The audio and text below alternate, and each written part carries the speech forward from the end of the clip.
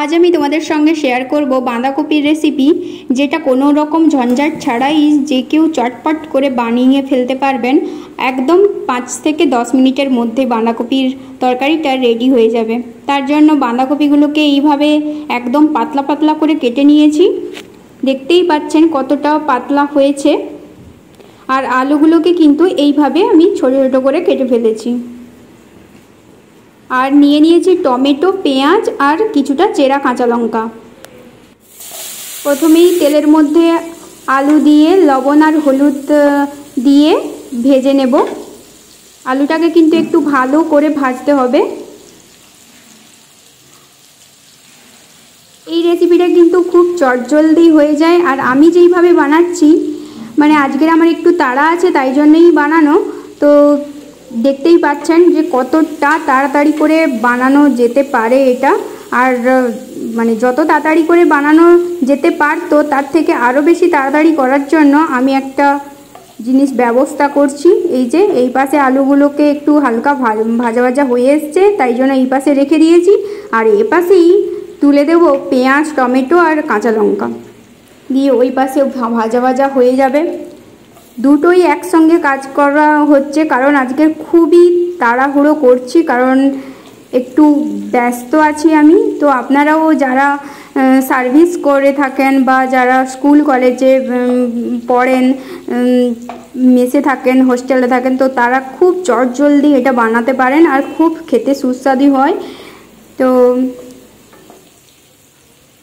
এটার জন্য আর কিন্তু কোনো কিছু বানাতে হয় না, খুবই ইজি একটা রেসিপি। দেখতেই পাচ্ছেন কতটা ইজি, কত তাড়াতাড়ি বানানো যেতে পারে।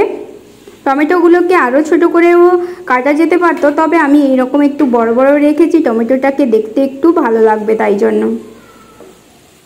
এখন এই পাশটাতে টমেটো, পেঁয়াজ আর কাঁচা লঙ্কাকে ভেজে নিচ্ছি। আর ওই পাশে আলুটা অলরেডি মোটামুটি ভাজা হয়ে আছে, তাও একটু রেখে দিচ্ছি। আর বাসন ধোয়ারও ঝঞ্ঝাট থাকবে না, আর কোনো কিছুই অসুবিধা হবে না, ভালোভাবেই কিন্তু এটা হয়ে যাবে।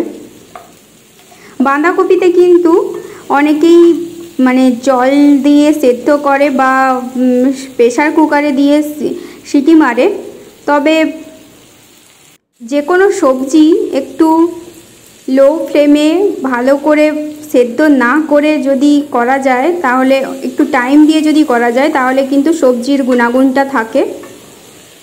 তো আপনারা ট্রাই করতে পারেন।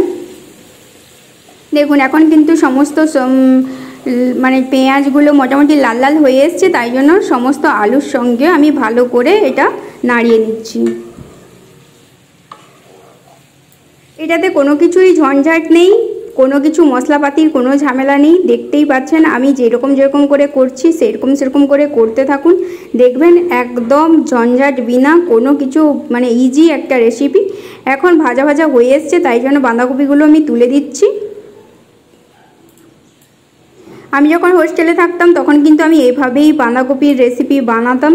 হোস্টেলে যখন মেসে থাকা হয়, তখন কিন্তু ওই রান্নার পিছনে যদি 100 ঘন্টা টাইম দিয়ে দেওয়া হয়, তাহলে কিন্তু কিছু মানে উপকার নেই। তো তাই জন্য যাতে কম সময়ে ভালো কিছু খাওয়া যায়, তাই জন্যই এরকম ব্যবস্থা। এখন দিয়ে দিচ্ছি একটু জিরে গুঁড়ো, ধনে গুঁড়ো আর লঙ্কার গুঁড়ো, আর একটু পরিমাণ মতো একটু লবণ দিয়ে দিচ্ছি। দিয়ে কিন্তু একটু ভালো করে নাড়িয়ে নেব।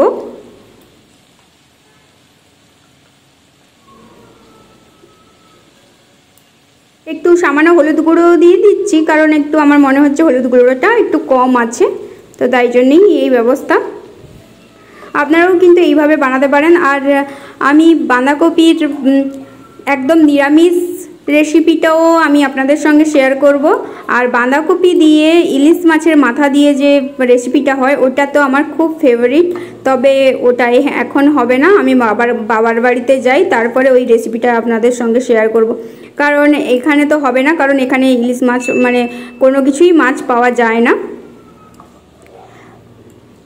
তো দেখতেই পাচ্ছেন একটু ভাজা ভাজা মতন করে নিয়েছি। এখানে কিন্তু আমি কোনো রকম জল অ্যাড করছি না, একদম ঢাকা চাপিয়ে রেখে দেবো। একটু ভালোভাবে নাড়িয়ে সুন্দরভাবে মিশিয়ে একদম ঢাকা চাপিয়ে কিছু সময়ের জন্য রেখে দেবো আর হালকা ফ্লেমে দিয়ে দেবো। আর কিছু সময় মানে কিছু সময় পর পর একটু করে নাড়াতে থাকবো, তাহলেই কিন্তু হয়ে যাবে বাঁধাকপির রেসিপি। আপনারা যদি এই রকম ধরনের রেসিপিগুলো দেখতে চান তাহলে কিন্তু আমার চ্যানেলটিকে অবশ্যই সাবস্ক্রাইব করতে হবে। এই যে জলটা বেরিয়েছে এটা কিন্তু আমি কোনো রকম জল ইউজ করিনি, এটা সম্পূর্ণ বাঁধাকপি থেকেই জলটা বেরিয়েছে। দেখুন কতটা জল বেরিয়েছে, ওই জলেই কিন্তু বাঁধাকপিগুলো সেদ্ধ হয়ে যাবে ভালোভাবে, কোনো এক্সট্রা জলের কোনো প্রয়োজন নেই। এইটা 5 থেকে 10 মিনিটের মধ্যেই কিন্তু মানে হয়ে যাবে, এত মানে একটা সুস্বাদু খাবার। তো আপনারা চাইলে ট্রাই করতেই পারেন বাড়িতে, আর যদি ট্রাই করেন তাহলে অবশ্যই কমেন্ট করবেন, ভালো লাগলে বন্ধুদের সঙ্গে শেয়ার করবেন। দেখুন এখন কিন্তু সমস্ত আলুগুলো ভালোভাবে সেদ্ধ হয়ে গেছে, টমেটো সেদ্ধ হয়ে গেছে, সব কিছু সেদ্ধ হয়ে গেছে। কিন্তু আমি এখানে খুন্তি দিয়ে এরকম ঘাঁটবো না, কারণ ঘাঁটা তরকারি আমার ঠিক পছন্দ নয়।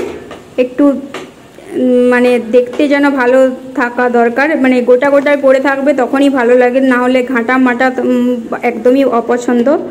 তো সেই জন্য আমি ঘাঁটলাম না কিন্তু খুন্তি দিয়ে। দেখুন কতটা সুন্দরভাবে হয়ে গেছে বাঁধাকপির তরকারি। তো আপনারাও চাইলে বাড়িতে বানিয়ে ফেলতে পারেন। এইটা কিন্তু যে কোনো খাবারের সঙ্গেই ভালো লাগবে, কারণ ভাতের সঙ্গেও ভালো লাগবে। মুড়ি দিয়ে বাঁধাকপির তরকারি খুবই টেস্টি হয়, আপনারা চাইলে ট্রাই করতে পারেন। আর রুটি দিয়ে তো ভালোই লাগে। তো এটা সব রকম খাবারের সঙ্গেই চলে যাবে এই রেসিপিটা। তো আপনারা অবশ্যই বাড়িতে বানান। আজকে ভিডিওটা এখানেই শেষ করছি, টাটা।